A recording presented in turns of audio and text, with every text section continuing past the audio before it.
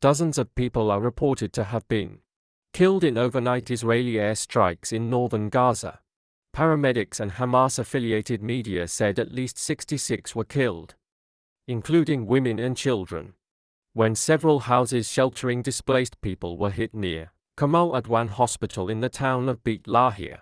One unverified video showed more than 20 bodies lined up in a street.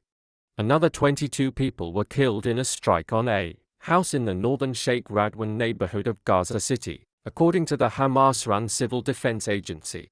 The Israeli military said it had struck Hamas infrastructure in Beit Lahia, and that it had taken steps to mitigate harm to civilians. It did not comment on the Gaza City incident. Deadly Israeli strikes were also reported elsewhere in Gaza on Thursday.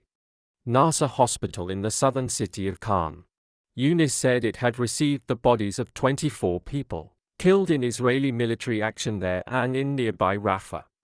The Israeli military has recently intensified its ground offensive in parts of northern Gaza, saying it is stopping Hamas from regrouping there.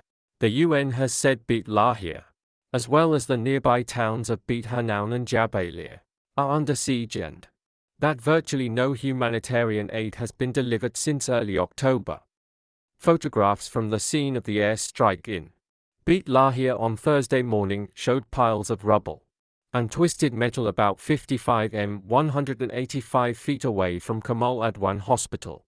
Its director, Dr. Hussam Abu Safiya, said there were dozens of dead or missing bodies arrive at the hospital in pieces, he told AFP news agency.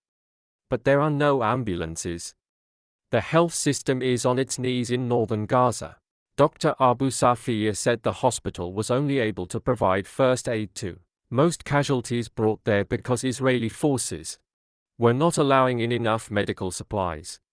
The Israeli military said in a statement that it had struck Hamas terrorist infrastructure in the area of Beit Lahia overnight, and that members of Hamas had been operating there, including a number who took part in the 7th of October 2023 attack on Israel that triggered the Gaza war.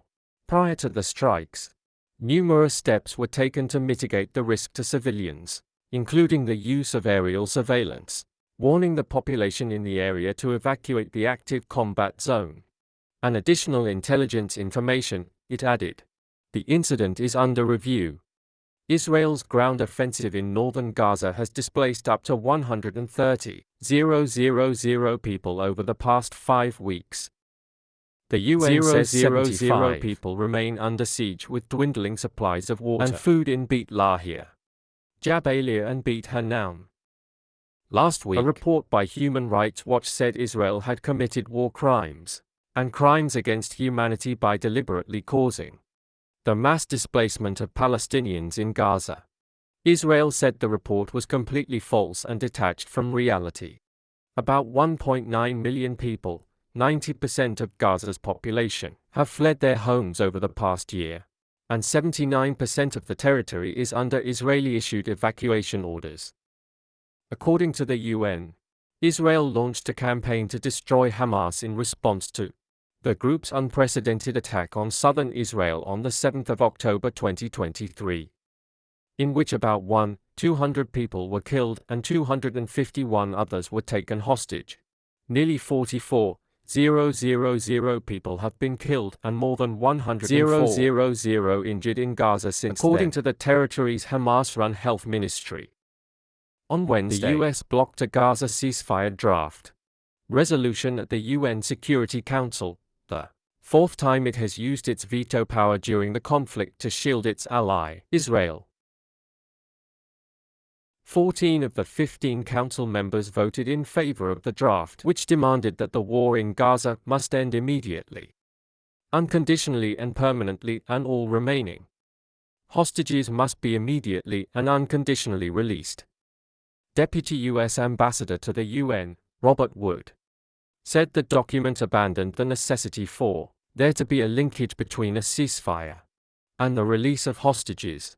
Wood said the proposed resolution would have sent a dangerous message to Hamas that there's no need to come back to the negotiating table. In a separate development, U.S. mediator Amos Hochstein has arrived in Israel from Lebanon. He has said that he sees a real opportunity to end the conflict in Lebanon after the Lebanese government and Hezbollah largely agreed to a U.S. ceasefire proposal.